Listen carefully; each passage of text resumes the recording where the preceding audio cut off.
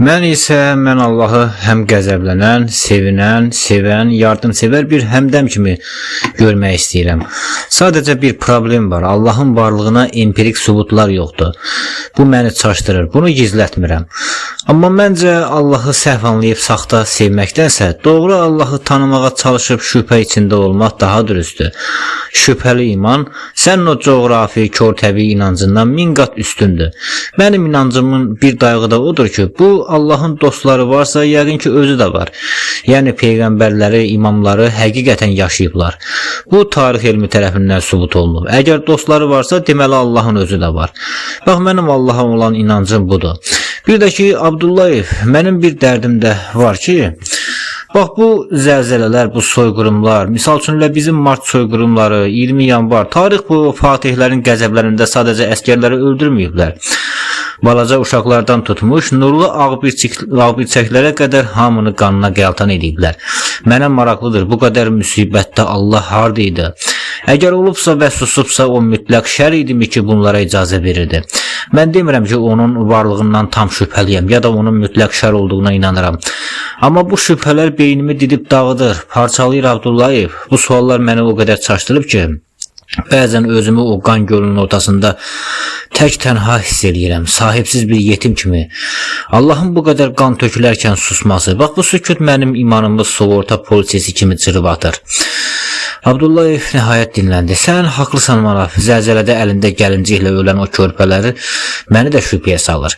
Səndən fərqli olaraq mən o 20 yanvarın özündə olmuşam, o şəhid cənazələrini yığanda oradaydım.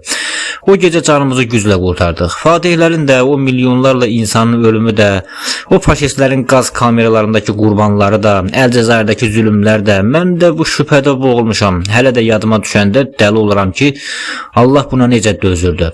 Amma Maraf, durub üsyan da edə bilmirəm. Bilirsən niyə? Çünki Allah adam öldürməyi qadağan edirəm deyib, amma buna mane olacağını deməyib axı. O bunu dəhşətli bir günah sayıb. Əgər o fiziki olaraq adam öldürməyə imkan verməsəydi, sənin ittihamın haqlı olardı. Amma o iradəni sənə verib. Deyib ki, bir insanı öldürmək bütün bəşəriyyəti öldürmək kimidir. Bu bir imtihandır. Sən öz hirsinə, tamahına qalib gəlib o tapancanın tətiyini çəkməməlisən. Mikrofəaliyyətdə bir nəfəri, makrofəaliyyətdə isə milyonları qırırsınızsa, bu Allahın yox, insanın cinayətidir. Allah harada deyib ki, mən bütün qətliamlara fiziki olaraq mane olacağam. O sadəcə yol göstərib.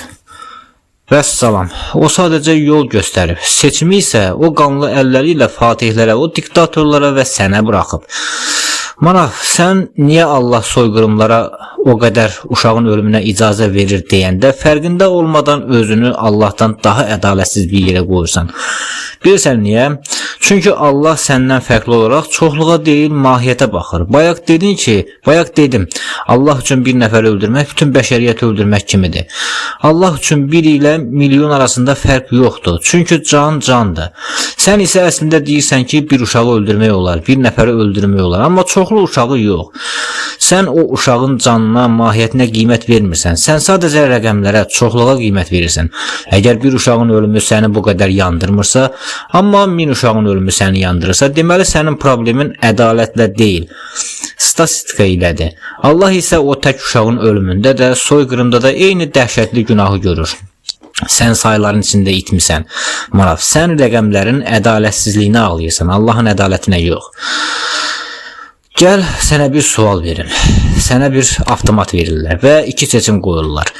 Ya uzaqdan heç birini görmədən sadəcə bircə düyməni basmaqla o minlərlə uşağı öldürəcəksən, ya da bir uşağı, sadəcə birini yanına gətirəcəksən, onu yedizdirəcəksən, əyləndirəcəksən, onunla bərabər oyunlar oynayıb və o uşaq sənə baxıb ən şirin gülüşü ilə güləndə anidən silahı çıxarıb alnının ortasından vuracaqsan. Sən hansını seçərdin Maraf?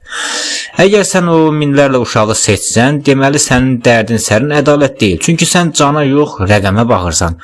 Sənin uşaqların ölümünə acımağın rəqəmlərlə artıb azalırsa, bu ədalət axtarışı deyil. Bu sadəcə hesablamadır. Hesablamada isə ədalət yoxdur. Maraf, ədalət o bir nəfərin gülüşündə gizlənən o candadır. Sən o canın qiymətini bilmirsən. Sən sadəcə yığdığın statistikaya baxırsan. Beləliklə Manaf, əgər Allah insan öldürməyi ən ağır günah sayıbsa, qadağan edibsə, deməli o şər deyil, xeyirdir. O bir nəfərlə milyon nəfər arasında fərq qoymur. Çünki Allah hesablı ədalət aparmır, mahiyyətə baxır. Sən isə hələ də soruşursan ki, soyqırımlar olanda Allah hardaydı? Mən də səndən soruşuram. İnsanları öldürən də elə insanlar idi. Bəs o biri insanlar hardaydı? Başqa insanlar qırılarkən kənardan seyr edənlər niyə müdaxilə etmirdilər? Axı mane ola bilərdilər. Siz öz qorxaqlığınızı, öz fəaliyyətsizliyinizi Allahın üzərinə atıb yaxanızı kənara çəkirsiniz.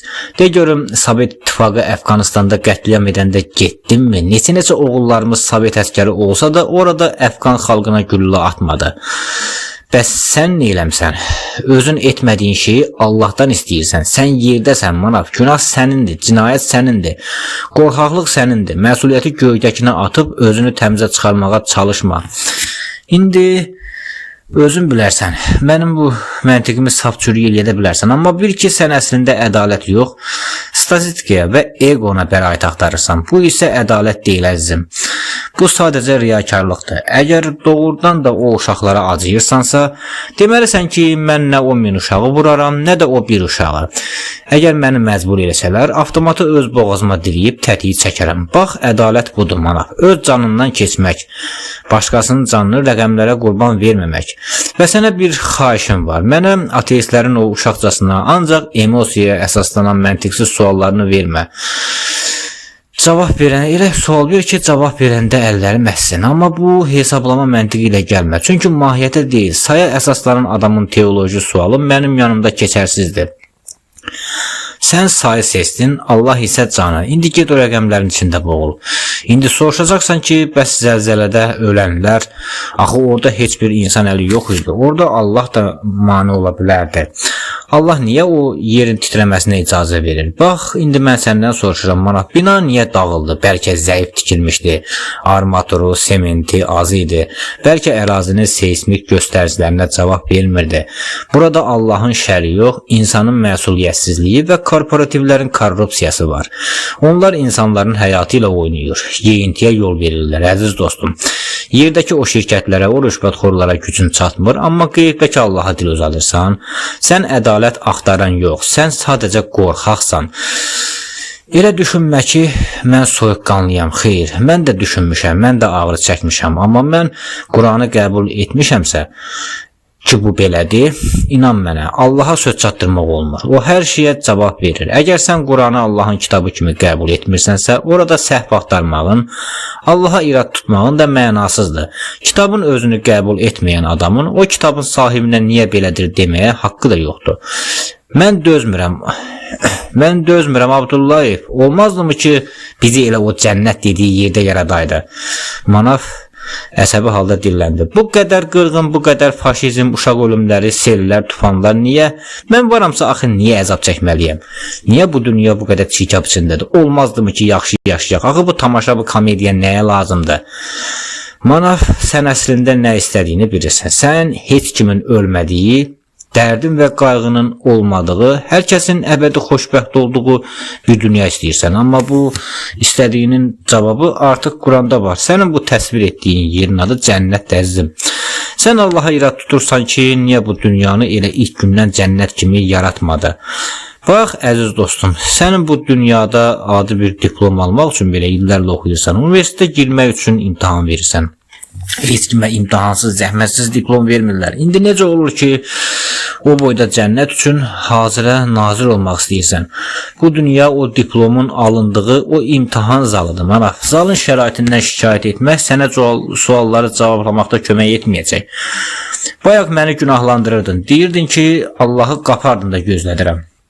Özün isə indi burada bir səhnə qurub şeytanı təmizə çıxarırdın. İndi sənə nə oldu? Bir kənara çəkil və özünə fikir ver. Səni anlamaq artıq mümkün deyil. Gah nala vurursan, gah da mıxa. Söhbəti elə aparırsan ki, sanki qarşında insan deyil, şeytan var. Gah Allaha naz eləyirsən, gah da onun vəziyyətini izah eləyirsən, gah da işinə qarşısan. Vallahi Manav, sən həqiqətən də ağır bir ruhi sarsıntı keçirmisən. Sənin problemin Allahla deyil, sənin problemin öz daxilindəki o qeyri-müəyyənlikdədir. Bizə düşən ancaq səbirdir, dözməkdir. Asan olsaydı adı imtahan heç olmazdı ki. Abdullayev bir müddət sükut elədi. Otağa ağır, təmizləyici bir sükut çökmüşdü. O yavaşca yerində düzəldi.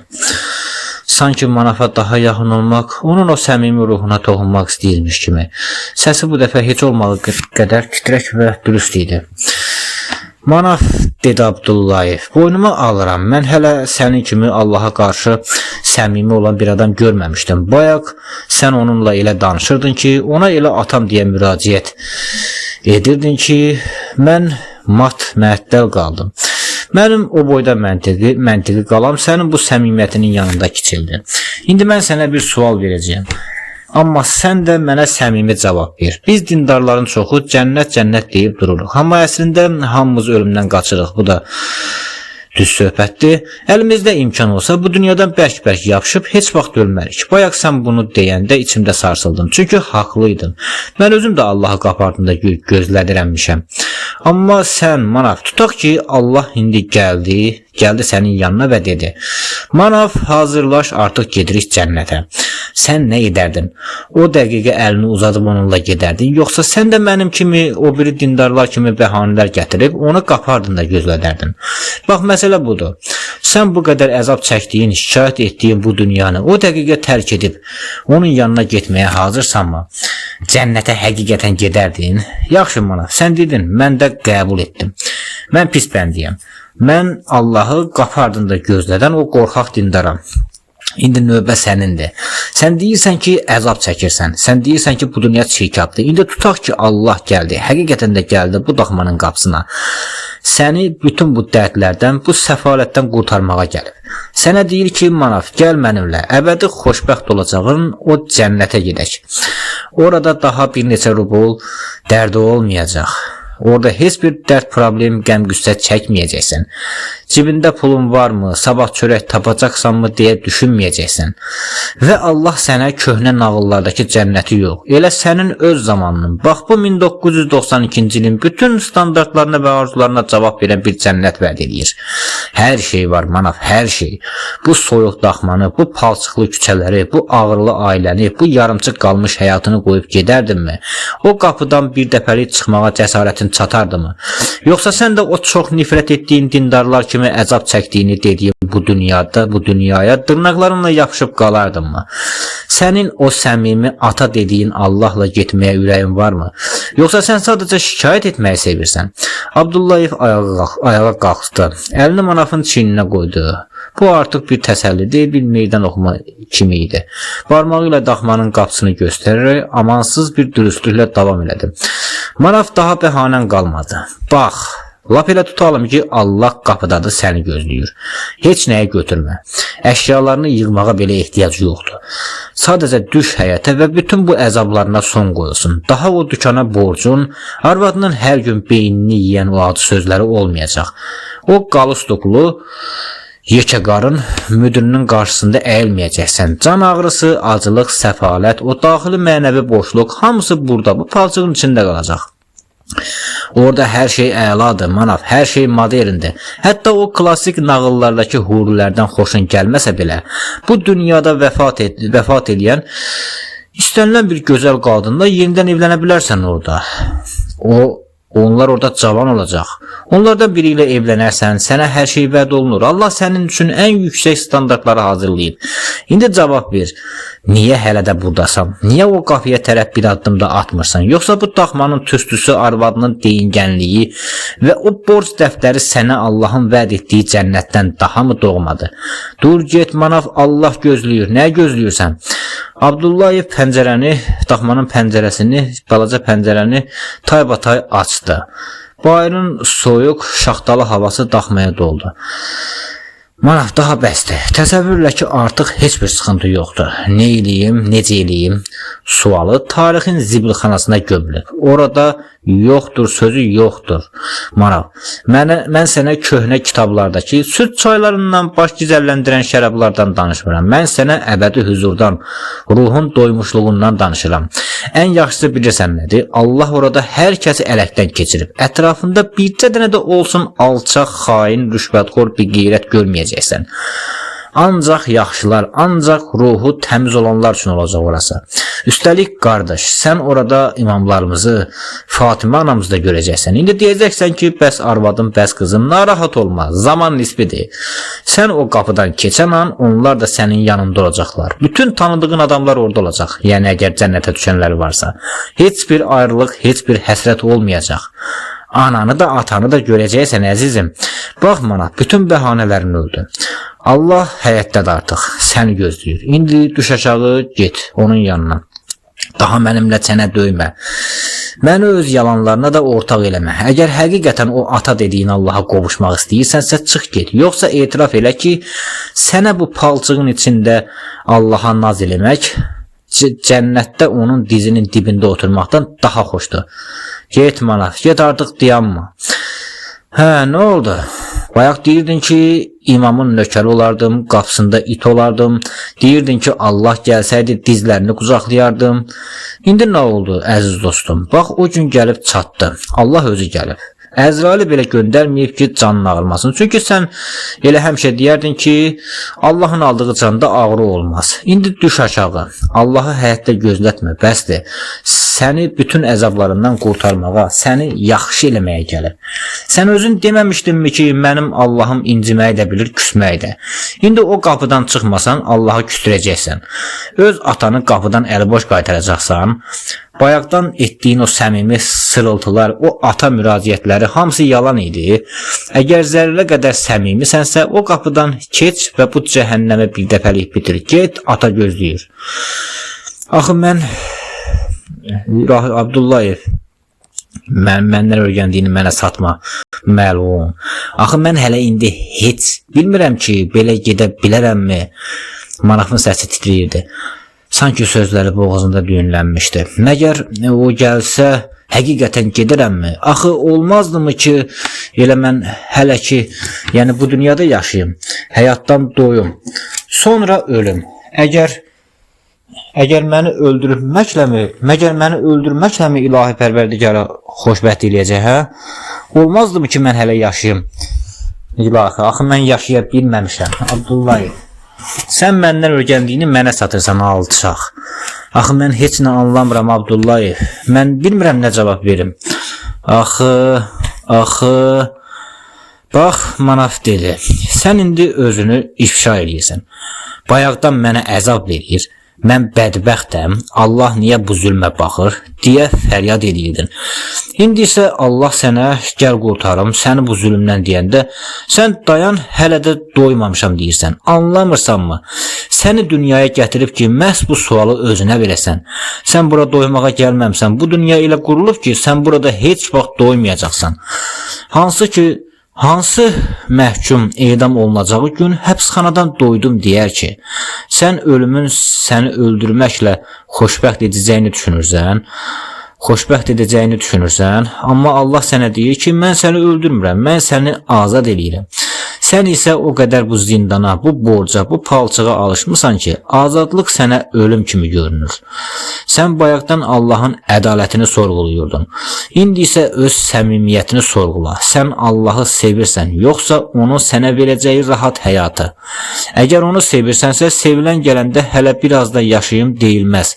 Sən hələ də anlamırsanmı ki, səni xoşbəxt edəcək olan o cənnət yox, o həyatda səni gözləyən sahibindir. İndi də görüm, sən dünyaya doymamaq dərdi çəkirsən, yoxsa o ata dediyin varlığın ağuşuna atılmaqdan qorxursan? Mən bilmirəm, Abdullayev. Axı niyə getmək istəmirəm, özüm də tam dəqiq bilmirəm. Deyirsən zaman nisbidir. Ölən kimi ailəmi də çox gözləməyəcəm. Üstəlik, cənnət 7-ci əsrdəki kimi deyil. Zamana uyğundur, 20-ci əsrə uyğundur. Hər şey əladır. Bəs niyə axı donub qalmışım? Hə, Manaf, hamımız beləyik, dedi Abdullayev. Acı bir təbəssümlə davam elədim. Doğrudan da sən niyə getmirsən? Sən ona görə getmirsən ki, əzaba öyrəşmisən. Qalustuklu müdürün tənəli sözlərinə, arvadının acı istehzalı sözlərinə, palçıqda yaşamağa, kasıbçılığa, mənəvi boşluğa öyrəşmisən. Bunlara görə xeyr. Sadəcə insan təbiəti, Allah səni belə yaradıb. Gah biraz qəm, gah biraz sevinç. Sən qorxursan ki, o biri tərəfdə robot olarsan. Çünki sən egoistsin. Sən bu dünyada 40-yə qədər yığılmış problemləri özün həll eləyib məhz burada xoşbəxt olmaq istəyirsən.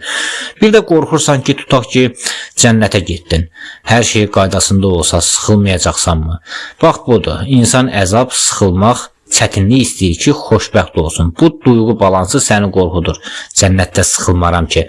Bəs yaxşı, bayaqdan bu qədər özünü cırırdın. İndi utanmırsanmı Allahı gözlətməyə?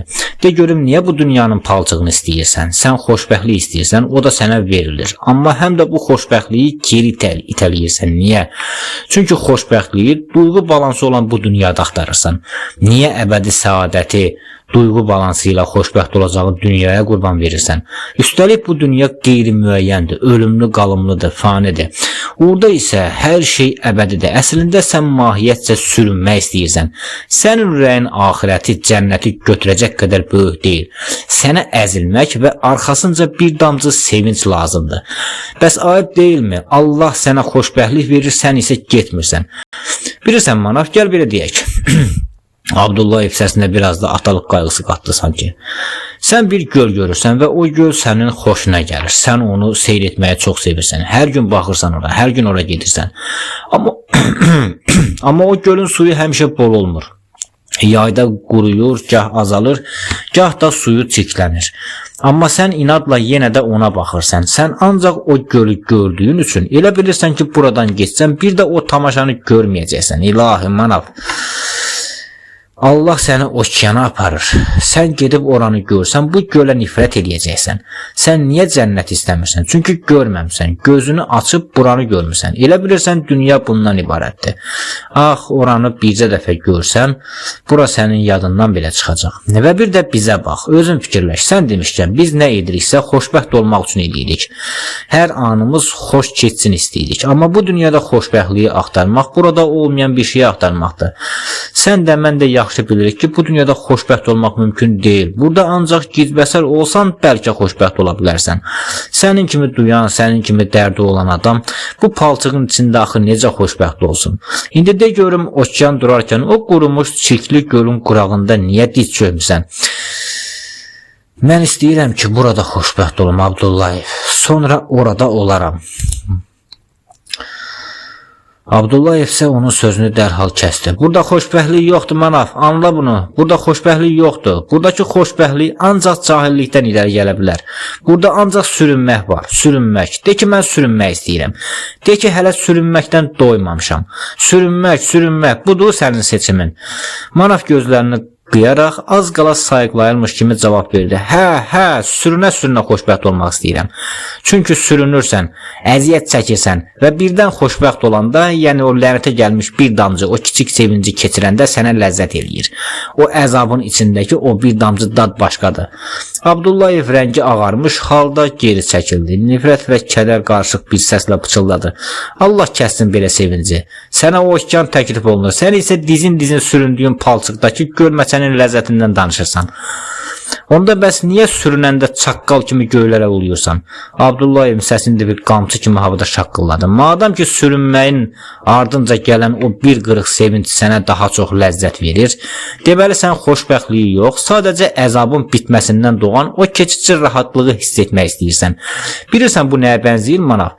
Sənin dişin ağrıyır, dözə bilmirsən, gedib onu çəkdirirsən və birdən-birə sənə qeyri-adi bir rahatlıq gəlir.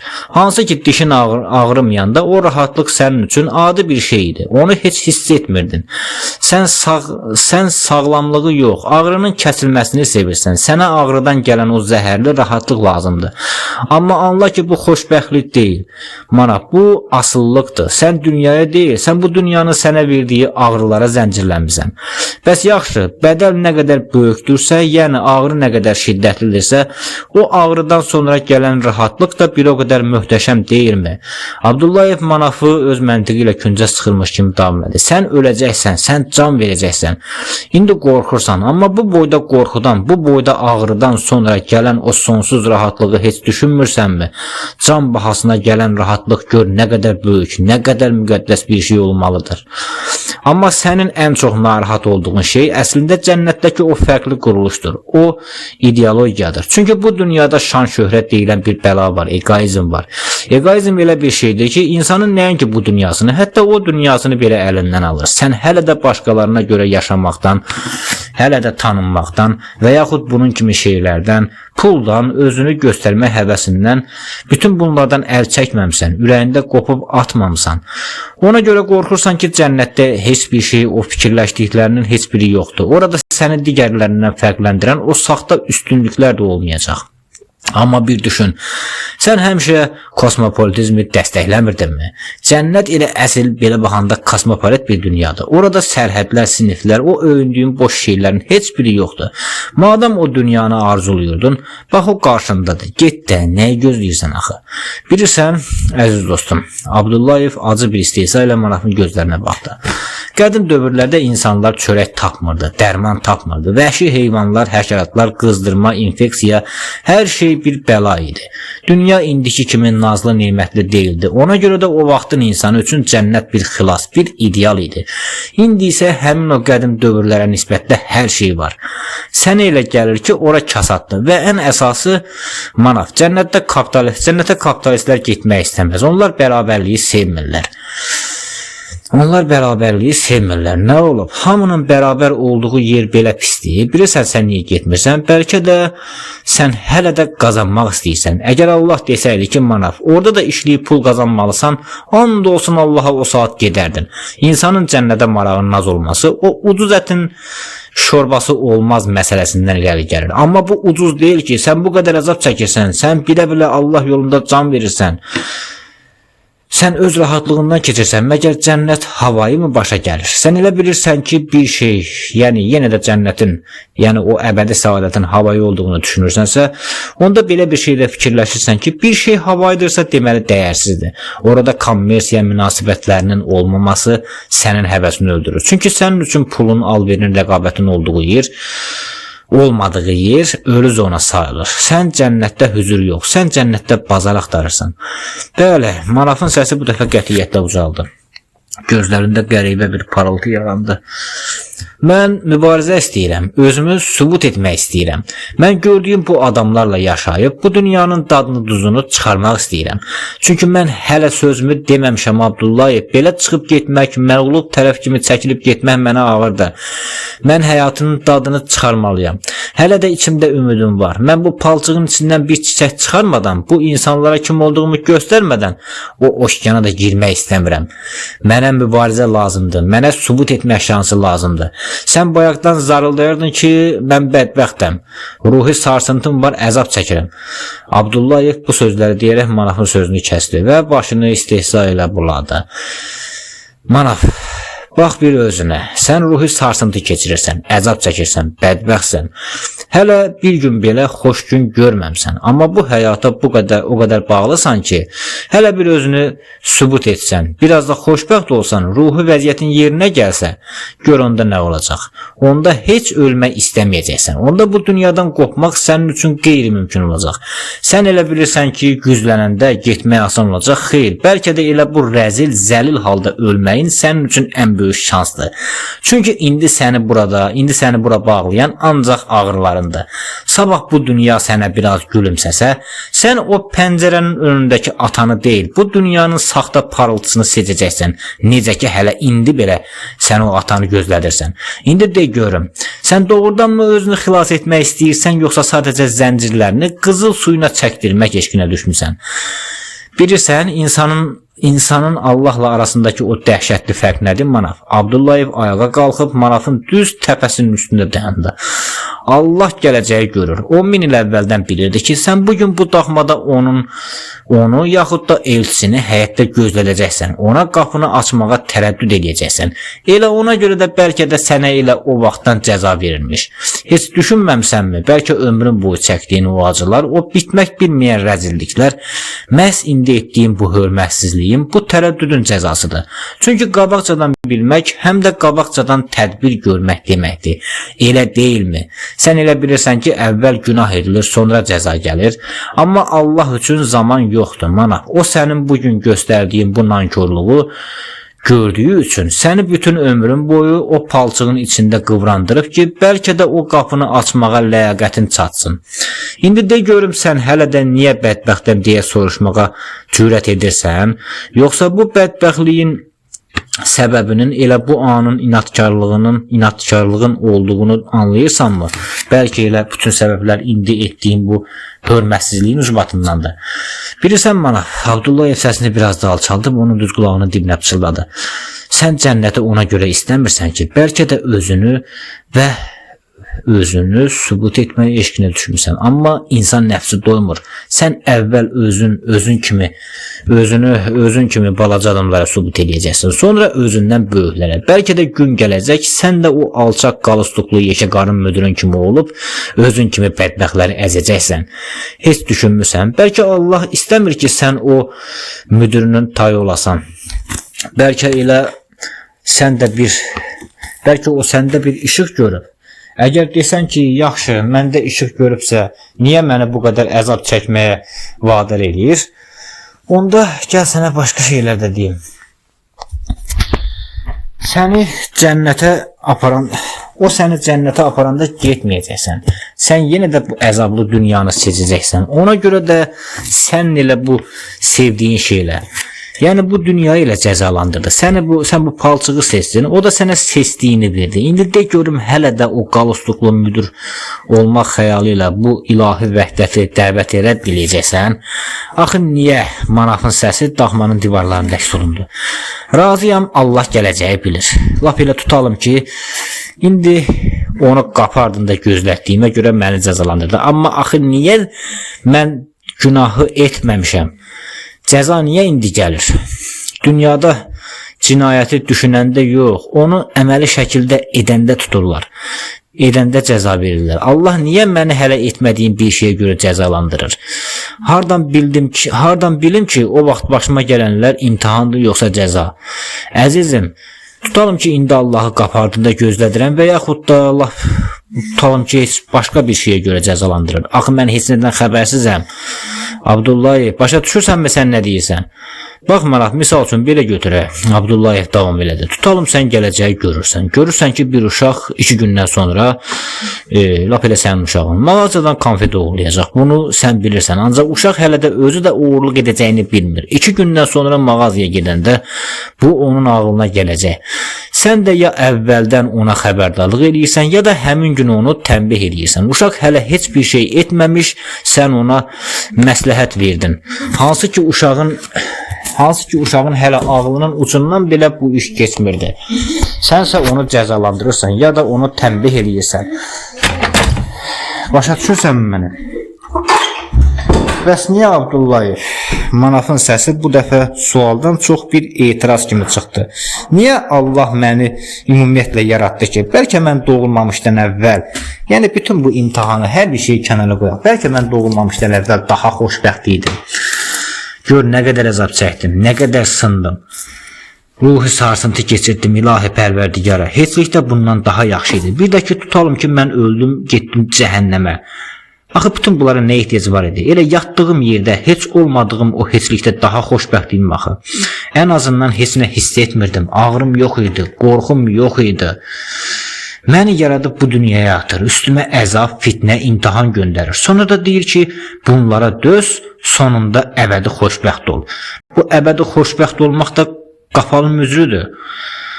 Bu nə məntiqdir? Yoxluğun səssizliyi bu fırtınalı varlıqdan daha yaxşı deyilmi? Onda mən də səndən soruşuram Manaf. Abdullayev cavab verdi. Suallar. Abdullayev onun gözlərinin içinə dik baxdı. Sən bir ikən niyə evlənib iki oldun və iki olarkən niyə uşaq dünyaya gətirib üç oldunuz? Çünki təklik istəmirsiniz, çoxalmaq istəyirsiniz. İndi təsəvvür et ki, Allahsan, hər şeyə qadirsən, amma heçlikdə heç nə yoxdur. Sən öz qüdrətinlə təksən, bu nəyə yarayır axı? Heç olmasa Allahın cənnəti var.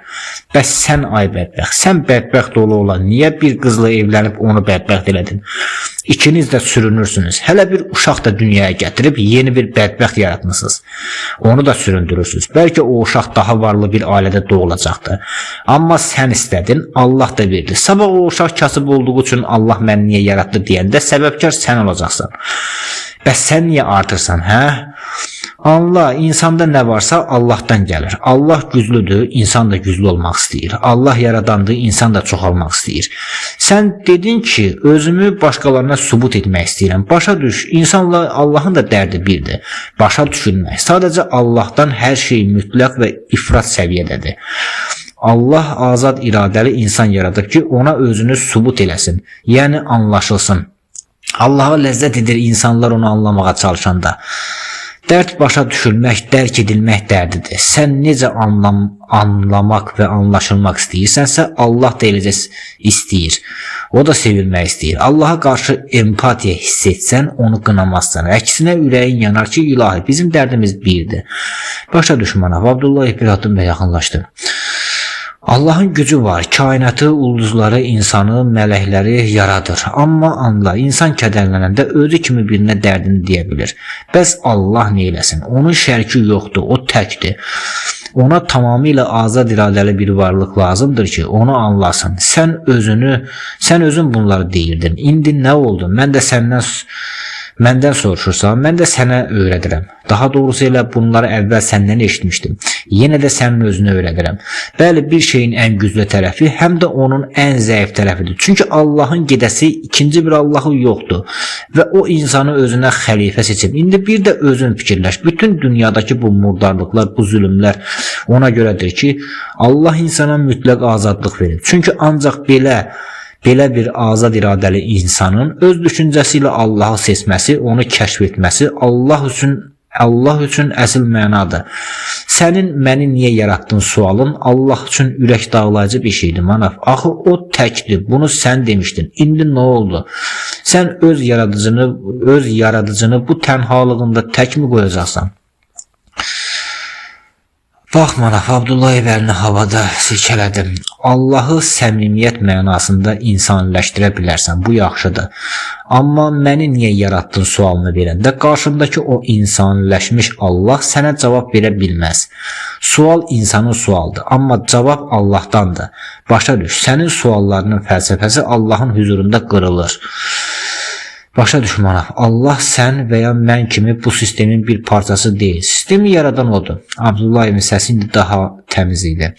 Sən soruşanda ki, məni niyə yaratdın? Bu sualın altında belə bir gizli fəlsəfə var. Yaratmasaydın daha xoşbəxt olardım. Amma yoxluğun və varlığın fəlsəfəsini də elə o qurub. Sən hardan bilirsən ki, yoxluq nədir? Bircə şeyi qulağında sırğı elə. Allahın yanında fəlsəfə qırılır, sual qüvvədən düşür. Çünki sualın mahiyyəti qalmır. Sənin məni niyə yaratdın sualın o vaxt haqlı olardı ki, sənin ağlın başında, cibində pulun, heç bir maddi və mənəvi sıxıntın olmasın. Əgər sən dünyanın ən xoşbəxt adamı ola bu sualı versəydin, o zaman bu varlıq dərdi olardı. Yəni, sən xoşbəxt ola desəydin ki, ilahi məni niyə yaratdın, kaş məni yaratmasaydın, onda bu başqa məsələ. Amma bir insanın xoşbəxt ola İlahi, məni niyə yaratdın? Yaratmasaydım daha yaxşı olardı deməsi də məntiqlə qeyri-mümkündür. Axı o çox xoşbəxtdir. Amma sən bədbəxt olduğun üçün, əzildiyin üçün bu sualı verirsənsə, bu varlıq dərdi deyil mana. Bu maddiyyat və mənəviyyat dərdidir. Əgər sualın vəziyyətinə görə yaranırsa, o sualı Allaha vermək düzgün deyil. Çünki Allaha verilən varlıq sualı mənfəətə əsaslanmamalıdır. Bir gün gəlib ilahi nə yaxşı ki məni yaratmısan deyəcəyin o an çatanda bugünkü bu sualına görə özün utanacaqsan. Yəni sən deyəndə ki Allah, ilahi sən məni niyə yaratdın? Bu yaradılış məsələsi deyil. Bu sadəcə sən çətinə düşmüsən və səlam. Əgər vəziyyətin yaxşı olsaydı heç Allaha bu sualı verməzdin. Heç o Allah da sənin yadına düşməzdi. Bəlkə də ateist olardın. Bax Manaf, sən özünü təliyə salırsan. Abdullayev sakit amma hər kəlməsi sümük sındıran bir tonla davam elədi. Əgər dünyanın ən xoşbəxt adamı desə ki, Allah məni yaratmasaydı daha yaxşı olardı, onda belə çıxır ki, o əslində xoşbəxt deyil. Çünki həyatından razı olan adamın belə bir sual verməsi də düzgün deyil. Hər nəysə, bunlar bir yana. Dayan və bir düşün. Sən hansı xoşbəxtlikdən danışırsan? Yoxluğun içində xoşbəxtlik olurmu? Yaratmasaydın daha yaxşı olardı. Sözü heç bir məntiqə sığmır. Biz niyə varıq deyə insan biz niyə varıq deyə soruşa bilər. Bu bir axtarışdır. Amma yaratmasaydın daha yaxşı olardı demək. Sadəcə sənin indiki ağrılarının da qışqırığıdır. Sən yoxluğun səssizliyini yaxşı bir şey kimi xəyal edirsən, amma unudursan ki, o yoxluqda sən axı yoxsan ki, onun yaxşı olduğunu ya da yaxud da pis olduğunu hiss edəsən. Sənin davan Allahla deyil, sənin davan öz bacarıqsızlığındadır.